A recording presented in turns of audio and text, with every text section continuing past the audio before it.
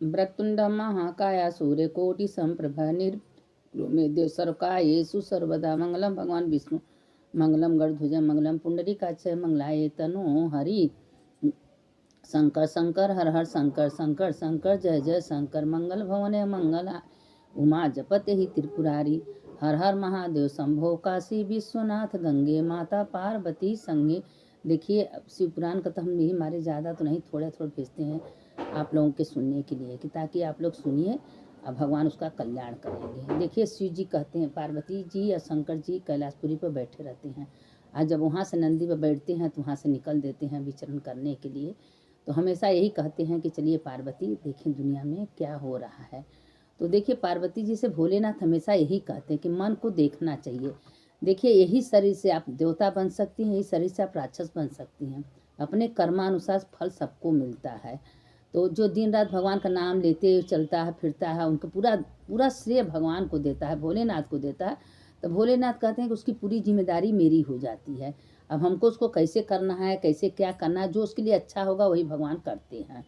तो इसमें कोई लोग भगवान का कभी दोषारोपण नहीं रहने से। अरे 84 लाख जोइन के बाद आप मानुष तन पाई हैं, तो पता ना कौन ही जन्म में कौन गलती कौन दोष कौन पाप हुआ कोई नहीं न जानता है। तो उसका फल तो हमको भोगना पड़ेगा। लेकिन इतना सोच लीजिए कि भगवान कह रहे हैं कि अगर आपका सत्संग में मन लग रहा है, कथा पुराण में लग रहा है, आप सत्संग जा रही हैं, सत्संग हो रहा है, उसमें आपका दिमाग लग रहा है, मन लग रहा है, तो आप करोड़ों करोड़ों का तपस्या की हैं, तपस्या करके आपका तपस्या पूरा नहीं हुआ है, इसलिए पूरा करने के लिए मानुष तन में आई हैं। तो इसीलिए भगवान उसको पूरा कराने के लिए इस जन्म में आपका सत्संग में, पूजा में, पाठ में, अच्छे कर्म में मन लगता है। अगर जिसका मन नहीं लगता है, जिसका दुष्कर्म में लग जाता है, कितनों अच्छा ज्ञान दीजिए, कितनों उसको समझाइए, लेकिन उसका मन ही नहीं करेगा कि हम अच्छा काम करें या सत्संग जाए, कथा सुने। पुनः लोग कहते हैं मेरा उम्र बताइए, कोई 10 साल में चला जाता है, कोई 5 साल में, कोई पैदा होते चला जाता है, क्या किसी का उम्र होता है?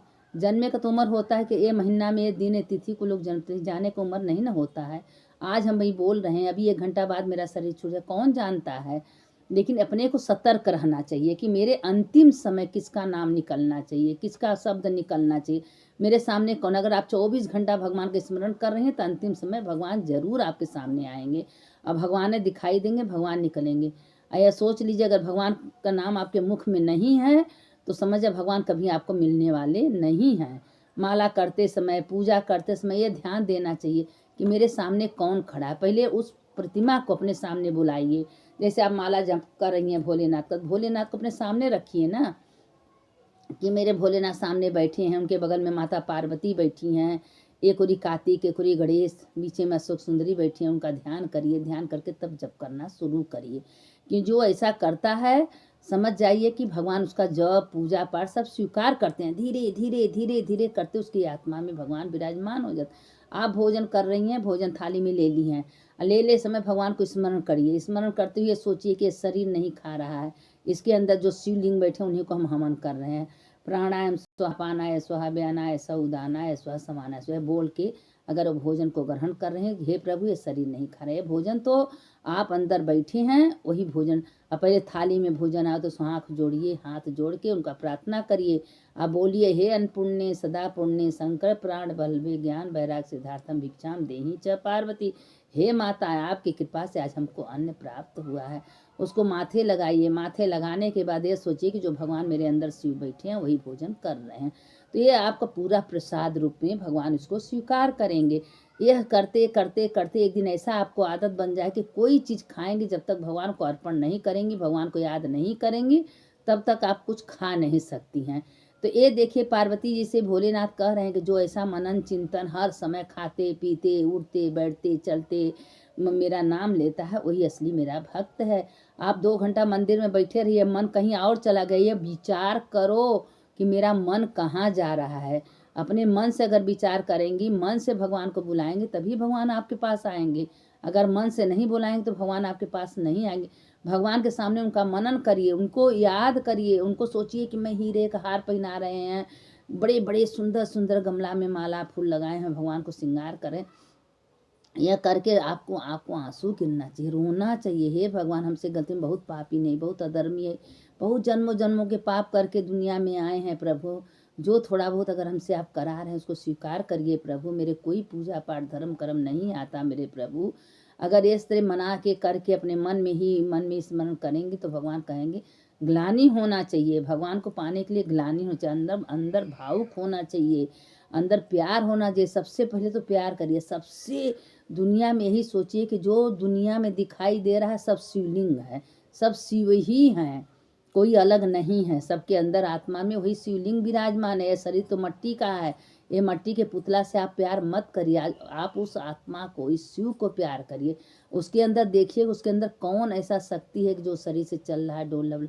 देखिए 5 इंद्रियां होती हैं, आँख है, कान है, नाक है, मुँह है। सब कान का काम है सुनना, आँख का काम है देखना, नाक का काम है सूंघना, मुँह का काम है बोलना। तो ये सब इंद्रियां हम लोग का है, तो अलग अलग अपने कार्य करती हैं। तो सोचना, सोचिए। लोग कहते हैं सोचिए सोचिए, बड़े सोच से विचार करिए। सोचना क्या, आप सोच रहे हैं तो भगवान के बारे में सोचिए। आप ये सोचिए कि मेरा मन कहाँ पर है, मेरा मन कहाँ गया है, मेरा मन कहीं घूमने तो नहीं गया, मेरा मन तो कहीं फालतू जगह तो नहीं गया। ये अपने मन को विचार करिए ना। बैठे बैठे मन को ध्यान दीजिए मेरा मन कहाँ जा रहा है। अगर आपका मन कहीं भी चला गया दर्शन में, पूजा में, वो आपका पूरा हो जाए। सत्संग में मन गया, शरीर यहाँ आपका सत्संग हो गया। अगर आपका मन बुरे जगह पर गया है, आप बैठ के अच्छा कर्म, तो समझ जा पूजा पाठ सब बेकार है।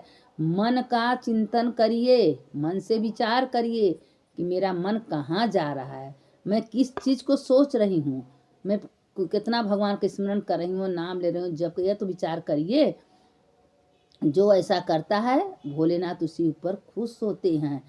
तो देखिए अब इसी पर पार्वती माता से भोलेनाथ कह रहे हैं, पार्वती देखिए एक राजा थे, उनको 2 बेटियां थी, दोनों को संस्कार अच्छा दिए थे, दोनों को काम धंधा करवाए थे, दोनों धीरे धीरे बड़ी हुई। जब बड़ी हुई दोनों, तो दोनों को शादी ब्याह कर दिया अच्छे घर में। तो जो बड़ी थी तो बहुत संस्कारी थी, अपने माँ के मतलब कि जो राजा का शादी होने के घर में जो दाई थी अपनी भतीजी कराने वाली नहीं थी, रानी से बहुत चिढ़ती थी, जलती थी। तो लेकिन वो तो रानी भी और उसकी बेटियां जी भी शुरू से संस्कारी थी, भोलेनाथ का भक्तिन थी, हमेशा पूजा पाठ करना। लेकिन दाई सोची कि क्या उपाय करे कि रानी से नफरत, लेकिन वो लड़कियां कभी माँ पर अविश्वास नहीं की। देखिए कितनों हमसे कोई लड़ावे झोड़ावे करे, अपने पर हमको इंसान पर विश्वास होना चाहिए। कोई इंसान कैसा है पहले विश्वास करिए, और नहीं विश्वास है तो उसका परीक्षण करिए, तब उसके पर कलंक लगाए। ऐसे कलंक मत लगने तो दोस्त का भागी आप बन जाएंगी। तो अब वो अपना नहीं कभी मानती नहीं। छोटी बेटी जो है थोड़ा मन उसका दिमाग बदल जाता था, करते करते दोनों को शादी ब्याह की। तो बड़ी वाली जो है ज़्यादा संस्कारी थी, अपने घरे गई ससुराल में। अब अच्छे भैया का लड़की थी, अच्छे घर में तो शादी करवे करेंगे, खूब अच्छे से गहना गिठो सब दे के किए। अब वो लड़की वहाँ भोलेनाथ की भक्त, रोज इना पर डे मंदिर जाना, कथा कहानी सुनना, कहीं सत्संग होता शिव पुराण होता वहाँ पहुँच जाना।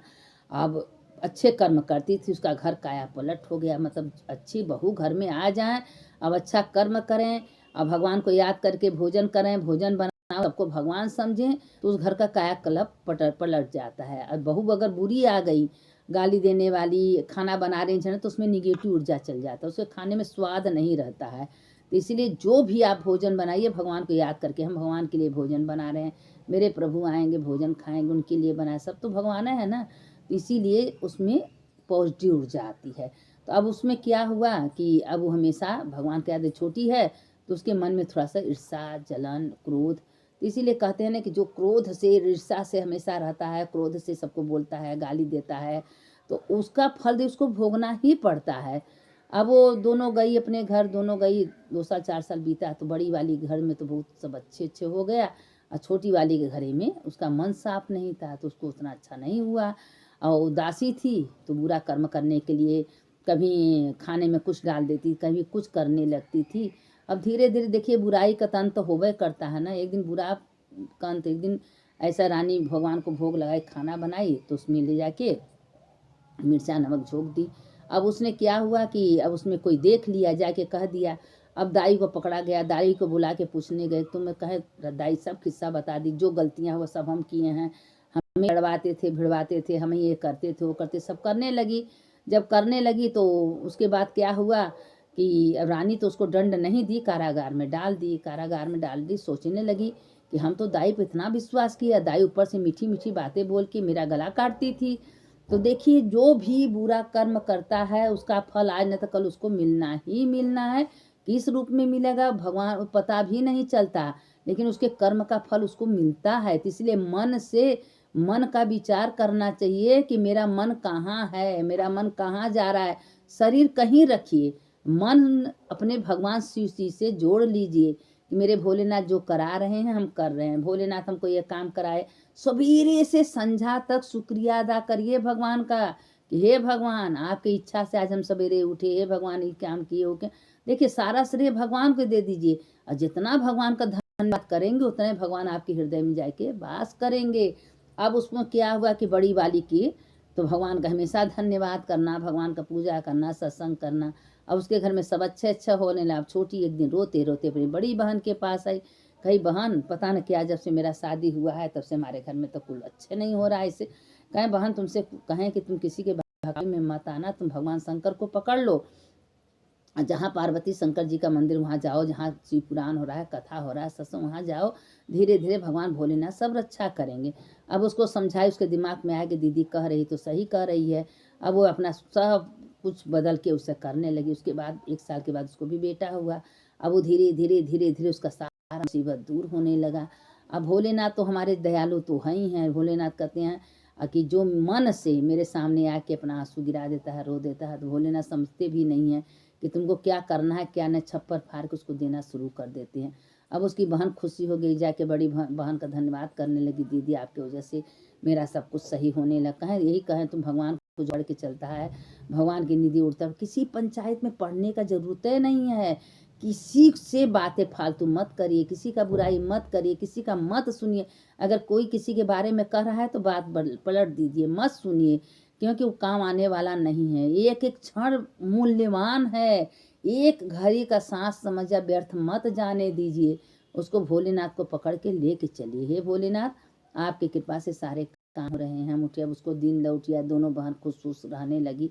तो राजा रानी का संस्कार देखिए कहीं नहीं गया था। अपने बच्चों को जो संस्कार दिए थे वो बच्चे अपने संस्कार को निभाए। तो यही बार बार कहते हैं कि कथा कहानी सत्संग पूजा पाठ चाहे बचपन से करिए, चाहे जवानी से करिए, चाहे बुढ़ौती से करिए, कोई बेकार जाने वाला नहीं है। उसका फल तो आज न तो कल मिलना ही मिलना। जैसे कर्म का फल मिलता है वैसे अच्छे कर्म का फल।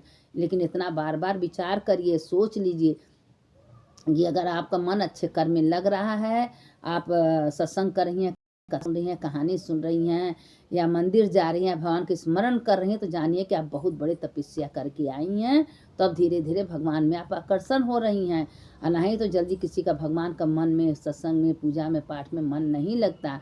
क्योंकि भगवान कहते हैं कि हम तो उसी को चुनते हैं जो हमको चुनता है, जो मेरे निधि उड़ता है, मेरे निधि बैठता है, मेरा याद करता है, उसी को हम चुनते हैं। तो देखिए बार बार आप लोगों से कहते हैं कि मन से ये शरीर का तो रखिए, लेकिन मन भगवान में, लिंग में जोड़ दीजिए।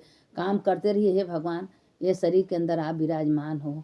2 मिनट में सोचिए कि हे भगवान, हे शिव, हे भोले, मेरे अंदर आप विराज, मेरे को देख रहे हो, मेरे मन से क्या निकला।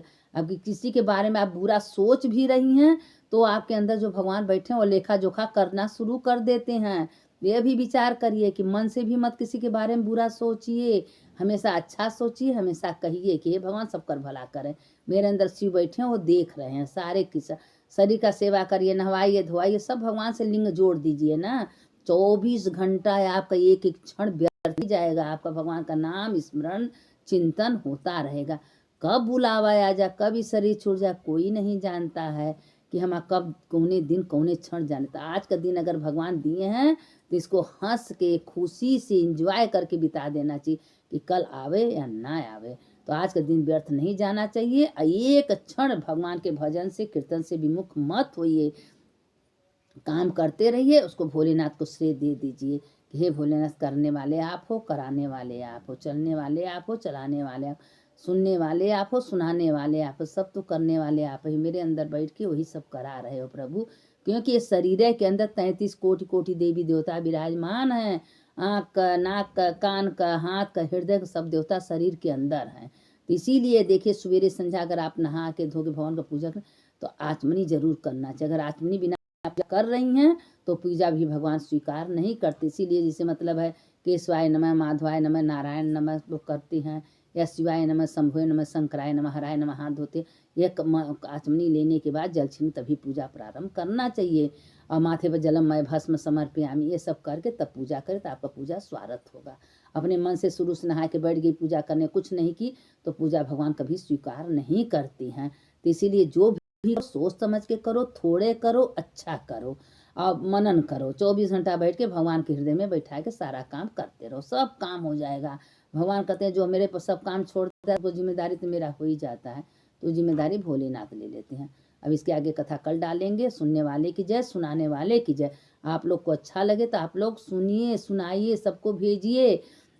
इसको जितना आप लोग करेंगे पुण्य का भागी हो नहीं। शंकर शंकर हर हर शंकर शंकर शंकर जय जय शंकर मंगल भवन मंगल हारी उमा जपत यही त्रिपुरारी। हर हर महादेव शंभो काशी विश्वनाथ गंगे माता पार्वती।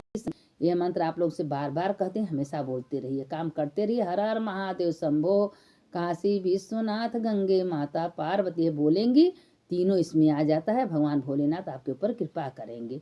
सुनने वाले की जय, सुनाने वाले की जय।